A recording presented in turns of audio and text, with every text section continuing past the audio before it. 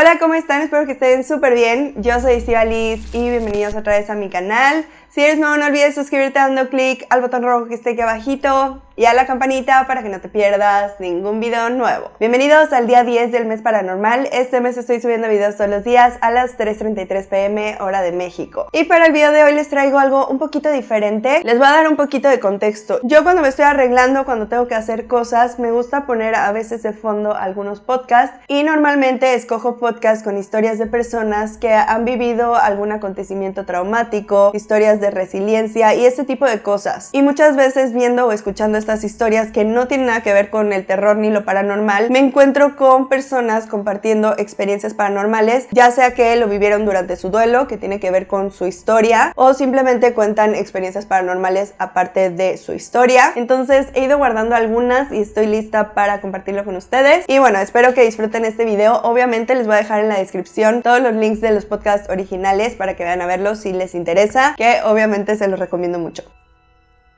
¿Alguna vez has sentido que el dolor o la pérdida puede conectarte con algo que va más allá de lo que vemos? Hoy conoceremos 4 historias impactantes de personas que sobrevivieron a tragedias extremas y que en medio del miedo y el dolor vivieron experiencias paranormales imposibles de ignorar. Desde cartas que parecen predecir la muerte hasta sueños que revelan la verdad y presencias que observan silenciosas. Estas historias nos recuerdan que la línea entre lo real y lo inexplicable puede ser más delgada de lo que creemos. Quédate hasta el final. Algunas experiencias te harán estremecer y otras te harán cuestionar todo lo que creías saber sobre la vida y lo que viene después. En estas historias veremos cómo personas enfrentaron la muerte, el abuso, la soledad y la injusticia, y cómo lo inexplicable se cruzó con sus vidas, dejándoles señales, presencias y mensajes que desafían la lógica. Desde México, Argentina, España y Tailandia, cada historia nos recuerda que la fuerza humana y la conexión espiritual pueden surgir en los momentos más oscuros. Prepárense para conocer historias donde el miedo y lo paranormal se entrelazan con la vida cotidiana. Empezamos con el caso de Gilberto Martínez. En abril del 2018, la esposa de Gilberto Martínez, Verónica Rasciotto, de 42 años, sus 2 hijos, Diego, de 8 años, y Mía, de 6 años, y el hermano de Verónica, Jorge Claudio Rasciotto, viajaban en una minivan en Florida, regresando de un día de playa. Mientras esperaban para girar, una camioneta Chevy Silverado los chocó por detrás a una velocidad estimada de hasta 160 kilómetros por hora. En el accidente fallecieron Verónica, los 2 niños y Jorge, el hermano de Verónica. Todos fueron declarados muertos en el lugar o poco después. Gilberto no estaba en el coche cuando sucedió el choque porque él estaba en México. En esa ocasión él decidió no viajar con su familia a Boca Ratón por cosas de trabajo y bueno, obviamente ese día recibió la peor llamada de su vida. Y en este podcast que yo vi, que se llama Parece fácil ser papá, del canal de YouTube El Heraldo de México, él comparte con detalle toda su historia y entre la historia también cuenta algo bastante curioso que ocurrió durante su duelo. Entonces eso es lo que quiero compartirles hoy. Vamos a ver el clip. Que hasta una cosa así mística que yo no la creería si no me hubiera pasado a mí. Vero deja una carta. O sea, la historia es, ellos viajan un jueves, el miércoles en la tarde me habla Vero y me dice, oye, mi amor, te mandé un mail, lo puedes imprimir en 3 tantos porque le quiero dar una carta a mis hermanos, ¿no? Y era la misma carta, 3, yo llegué, se lo di a mi secretaria, lo imprimieron, le di el sobre. Y ya, cuando ya pasa todo, llego yo a la casa en Boca Ratón y veo los sobres, se los doy a las 2 hermanas que estaban vivas, y en la noche llega y me dice, oye, ¿leíste la carta? No. Y decía más o menos así, por muchas veces más juntos entre comillas. Espero que la vida nos ponga juntos, entre comillas, los quiere Vero. Y era una canción de una argentina que se llama Fabiana Cantilo y describe perfectamente cómo muere. Es una canción que habla de un accidente de un coche donde muere la gente. ¿Cómo crees? Te lo juro, es impactante. O sea, esas... Yo he tenido muchas señales en la vida, pero esa fue la que... O sea, insisto, si no me hubiera pasado a mí, no lo creería. Y a mí me llamaba mucho la atención que Vero no me había escrito. Es más, te puedo decir que el último mensaje que yo le mandé a Vero decía, ¿qué pasó, mi amor? Parece que ya te moriste, ¿dónde estás? No, man.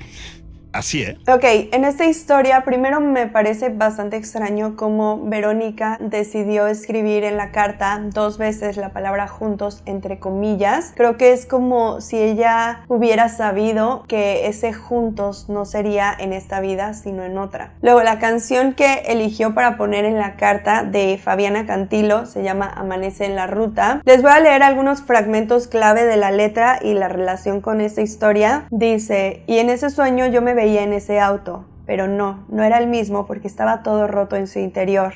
Ese auto estaba todo roto y con fuego en su interior, y en un soplo veo proyectado como un film toda mi vida. Si afuera no es de noche, tampoco es de día, no hay tristezas, tan solo alegrías en mi corazón.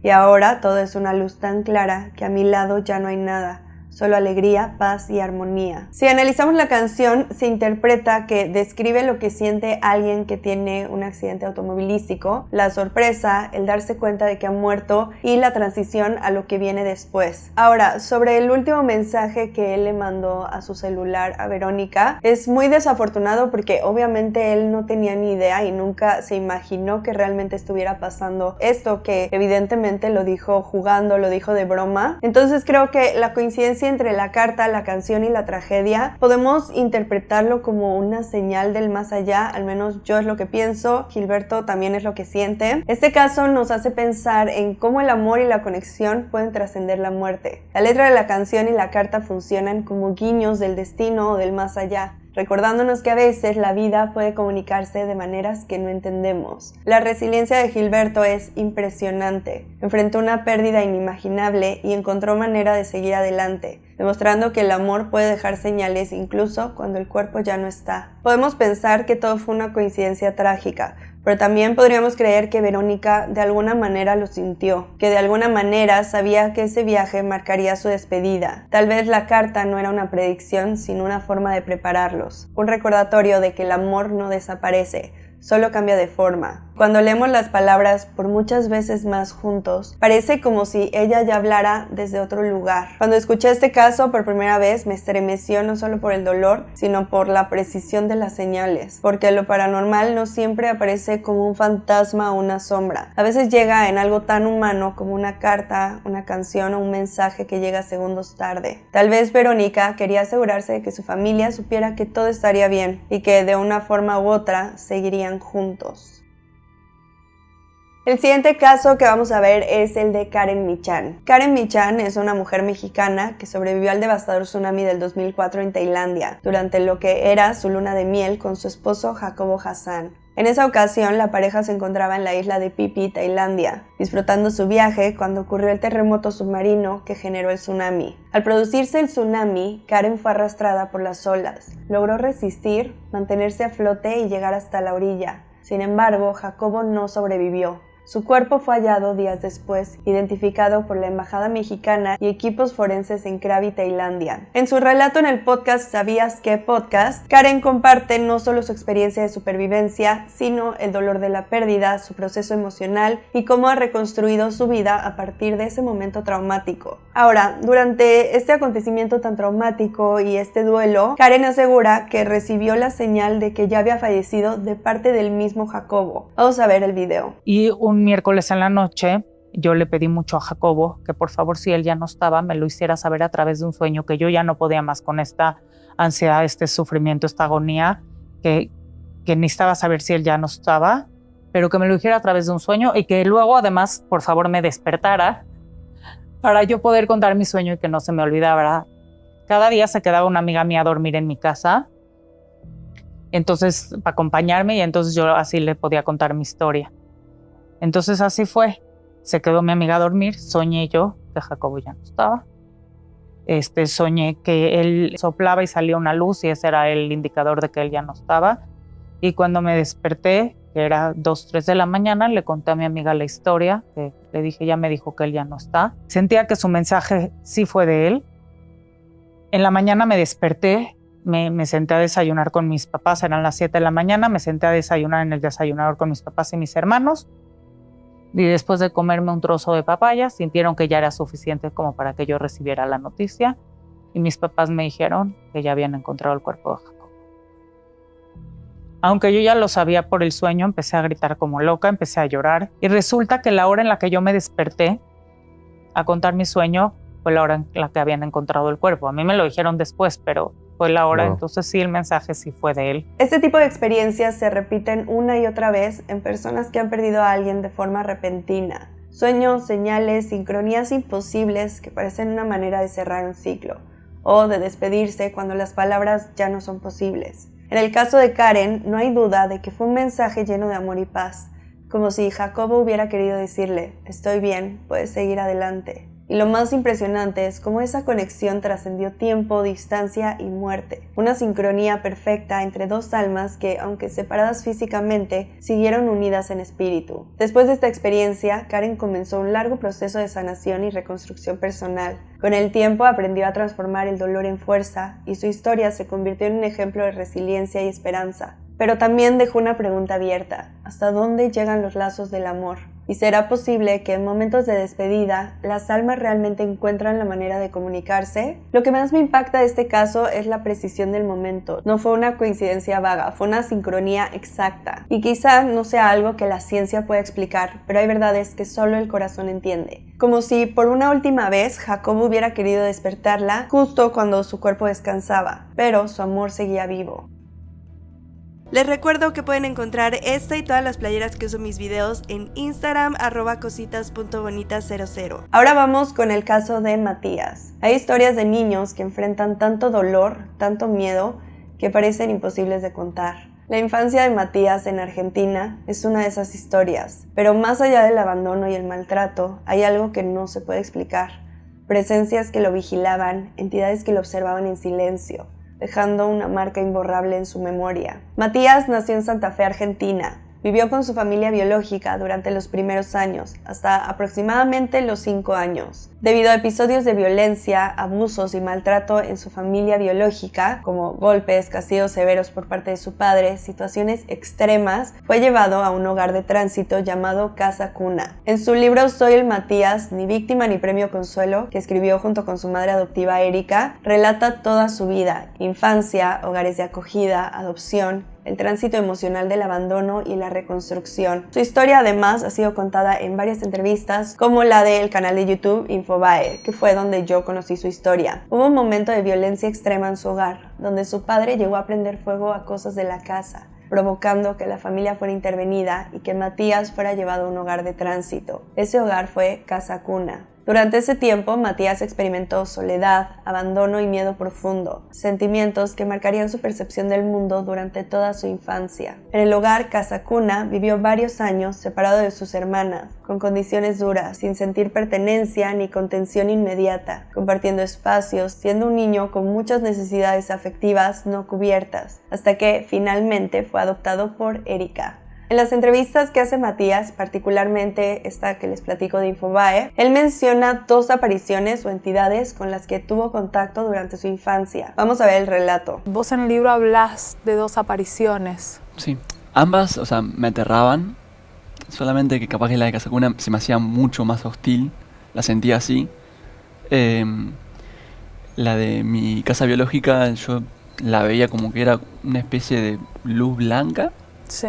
Y la de Casa Cuna era como algo como negro, algo como una especie de espectro, una masa de volumen toda negra, que siempre me observaban, como que me miraban.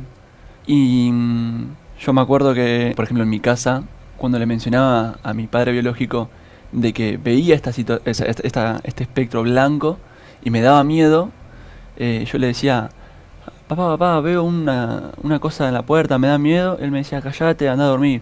Dormite. ¿Y en Casa Cuna? Y en Casa Cuna no tenía a alguien como para que yo le pudiera decir, y era tratar de soportar, como ver esa cosa y sentir miedo, taparme con la almohada, o a veces agarrar un valor de mí mismo y ir corriendo a un armario que había en las piezas y prender la luz, como para no sentir este miedo. Y era algo que en Casa Cuna, por ejemplo, era cada tanto, y en mi casa también. Y el de Casa Cuna fue un día que se me acerca bastante. Antes me vigilaba de lejos y esta vez se me acerca mucho y me dice una frase que me dice de que nunca me iba a dejar ir, como que siempre me iba a perseguir, como a seguirme, y que yo decía que no era real, y ella me decía, sí soy real, para acto seguido cuando siento que esta cosa me toca, yo en sí básicamente como que me hago encima y salgo corriendo a avisar a las tías. La historia de Matías combina 3 elementos que son difíciles de separar: el maltrato infantil, la soledad extrema y lo paranormal. Las entidades que él vio, la blanca y la negra, podrían interpretarse como manifestaciones de su miedo y trauma, pero también como señales que trascienden la lógica, presencias que lo observaban, quizá para recordarle que estaba solo, pero también que estaba vivo. En su libro, Matías demuestra una resiliencia increíble. Logró sobrevivir emocionalmente, adaptarse a un nuevo hogar, ser adoptado y construir una vida más segura y amorosa. Pero esas presencias quedaron como testigos silenciosos de su infancia rota, un recordatorio de que el miedo y lo inexplicable pueden coexistir, dejando cicatrices y lecciones. La vida de Matías nos enseña que a veces lo paranormal no aparece para asustarnos, sino para reflejar nuestro propio miedo y nuestra vulnerabilidad. Las entidades no hicieron daño físico, pero marcaron su infancia, mostrando que el miedo puede adoptar formas que solo el corazón y la mente de un niño pueden percibir. Hoy Matías es un ejemplo de resiliencia. Sobrevivió al abandono, al maltrato y aprendió a transformar el miedo en fuerza. Y aunque esas figuras no estén a su lado ahora, su historia nos recuerda que las sombras de la infancia a veces vuelven para enseñarnos algo, aunque solo sea a no dejar que nos definan para siempre. Y la última historia que vamos a ver hoy es la historia de Claudia Campillo. Bueno, en este caso las experiencias paranormales de Claudia no están relacionadas con la historia que fue a contar a este podcast, que es el podcast llamado Better, así se llama. Entonces solo les voy a dar un pequeño resumen de la historia que fue a contar al podcast, por si quieren ir a verla completa. Ya saben que el link está en la descripción, igual que todos los demás. Claudia sufrió abuso sexual infantil por parte de su abuelo durante más de una década. Su relato incluye la lucha por superar traumas físicos, emocionales y psicológicos, y su transformación en activista para ayudar a otros sobrevivientes. Como les digo, su historia no está relacionada con sus experiencias paranormales, pero en este caso contó 2. Le hicieron la pregunta de si alguna vez ha tenido una experiencia paranormal y esto fue lo que contó. Yo hacía de canguro de un niño pequeño de 3 años y jugábamos siempre a un parque, en el mismo parque, ¿vale? Uh-huh. Y era un parque que estaba cerca de una carretera. Vale. En mi pueblo. Entonces él siempre iba a jugar al mismo árbol, ¿vale? Siempre. Pum, pum, pum. Y a veces, ¿dónde está? Mirabas en el árbol y estaba en el árbol. Y en el árbol hacía ver como si hablara con alguien. Y a veces se ponía, de repente estábamos ahí sentados en el banco del parque y de repente se ponía a bailar y yo, ¿qué haces? Y me decía, no, es que me ha dicho que lo haga. ¿Qué? ¿Quién te lo ha dicho? ¿Quién? Y esto os lo juro que lo he vivido yo con mis propios ojos y es 100% así. No, el niño. ¿Qué niño? Aquel de allí. Y yo no ver ningún niño, ¿vale? Entonces esto era algo que se repetía mucho y decidí hablar con la familia. Además, claro, yo soy una persona que trabaja con niños con algún tipo de necesidad educativa especial y digo que esto no sea alguna paranoia o algún trastorno, ¿no? La familia me dice que lo saben, que en casa también pasa y que han contratado a una bruja para que les haga en casa algún tipo de pócima para saber si realmente estaba teniendo alguna conexión con lo no terrenal. Entonces, que esto lo podéis hacer, le dio un vaso, ¿vale?, de agua y le dijo, este vaso de agua lo tienes que poner debajo de la cama. Si al día siguiente hay burbujitas como si esto hubiera hervido, quiere decir que el niño está acompañado. Efectivamente, hicieron lo del vaso, salió que había burbujitas y se tuvieron que cambiar de casa. Pues meses más tarde nos enteramos que en ese árbol, hacía unos años, había habido un accidente y se había muerto un niño, un joven de 16 años y que sus cenizas estaban tiradas allí y el árbol había crecido con sus cenizas. Y la segunda más heavy que he vivido, mi abuela cuando muere, vaciamos la casa y yo me quedo con su televisión, ¿vale? En plan la tele de la yaya. Y me la pongo. Yo en aquel entonces vivía en un dúplex y una noche empiezo a soñar en ella que ella tiene 5 minutos para volver a la Tierra y tiene que elegir con quién pasar esos 5 minutos. Esto es un sueño mío, ¿eh? Entonces que en el sueño ella elige pasar estos 5 minutos conmigo. Pero fue muy real porque yo cogía a mi abuela así, en brazos, como si fuera alguna especie de... No pesaba, ¿Sabes? Eso de está pero no está. Empiezo a soñar en esto y ella me empieza a preguntar y yo le cuento pues cómo estamos todos, tal. De repente abro los ojos de buah, esto ha sido mentira y escucho ruido. Y yo, ¿de dónde viene esto? Y venía de abajo. Entonces bajo las escaleras y la tele se había encendido y había el programa de la 2, que es el programa que siempre cada tarde se ponía mi abuela. Y yo vivo eso como una señal de algo.